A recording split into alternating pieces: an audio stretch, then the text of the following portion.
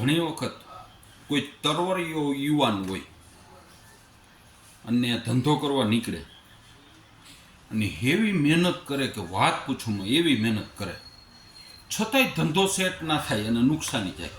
હવે નવો ધંધો કર્યો એટલે બધું પાથરું હોય, જગ્યા લીધી હોય કે શેડ બનાવ્યું હોય કે કાંઈ પ્રોડક્શનમાં પૈસા નાખ્યા હોય, રોકાણ કર્યું હોય અને સેટ ન થયો, એ પ્રોડક્શન ફેલ થયું કે જે કાંઈ થયું એ કન્ફ્યુઝ થઈ જાય.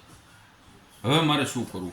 પછી એનો એ વ્યક્તિ બીજો ધંધો કરે, કોઈ મોટી એજન્સી લાઈનનો ધંધો કરતો હોય કે કોઈ મોટી એજન્સી લીધી હોય કે બીજું કાંઈ કર્યું હોય, કોઈ જમીન મકાનનું કરતો હોય અને મકાન બનાવીને વેચતા હોય. હવે એ સેટ ન થયો, એમાંય નુકસાની ગઈ.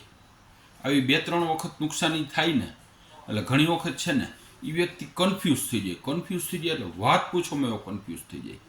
અને ઘણા કિસ્સામાં તો આપઘાત કરવાનો પ્રયત્ન કરે અથવા તો આપઘાત કરી નાખે.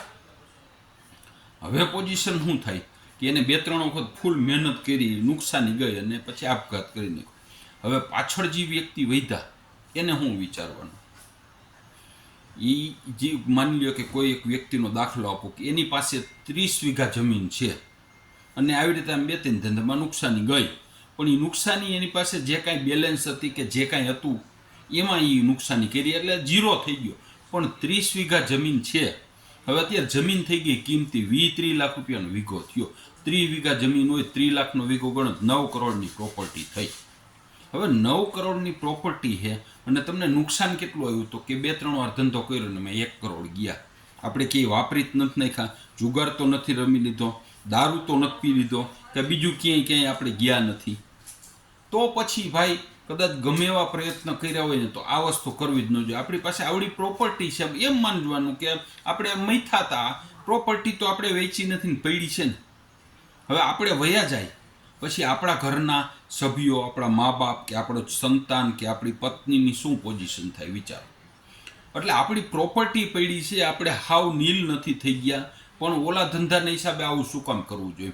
અને બીજા નંબરમાં ઘણી વખત એવું થાય 1-2 ધંધામાં નુકસાન જાય ને ઘરના સભ્યો જેને ટોર્ચર કરે, તું તો ક્યાંય હાઈલ એમ નથી, એના બાપા હોય કે તું તો ક્યાંય હાઈલ એમ નથી, મારી મૂડી પતાવી દીધી, મારું આમ કરી નાખ્યું, ક્યાંય કરતાં ક્યાંય કોઈ દી કમાણો નહીં, હાવ આમ કરી નાખ્યું, તેમ એવા ટોર્ચર કરે ઓલો બિચારો કન્ફ્યુઝ થઈ જાય. પણ ભાઈ તમારો છોકરો ક્યાંય ખોટી સંગતે ચડ્યો નથી, પોતાની રીતે મહેનત કરી અને ધંધો સેટ કરવો બધુંય કરી લીધું, 2 વખત 3 વખત, પણ છતાંય આ વસ્તુ થઈ તો એનો વાંક છે.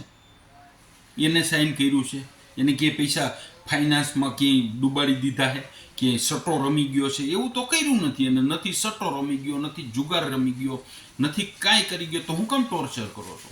અમુકનું એને હિંમત દેવાની કે ભાઈ ઘોયરા પૈસા જ છે ને કાંઈ નથી, તું તો અમારો સંતાન છો, ગમે ત્યારે પાછો કમાઈ હગવાનો છો. એટલે આપણું સંતાન ધંધામાં ક્યાંય પણ નુકસાન કરે, સેટ ન થાય, ગમે થાય, એને કોઈ દી સંભળાવવાનું નહીં, ટોર્ચર નહીં કરવાનો, હિંમત દેવાની. 2 ધંધા ભલે ફેલ ગયા, આપણી 30 વીઘા જમીન પડી છે, કાંઈ એમાં ખેતી કરીને કમાતો જા, કાં હજી એકવાર હિંમત કરીને 5 વીઘા કાપીને પણ ધંધો છે નવો કર્યો, આવી હિંમત દેવાની.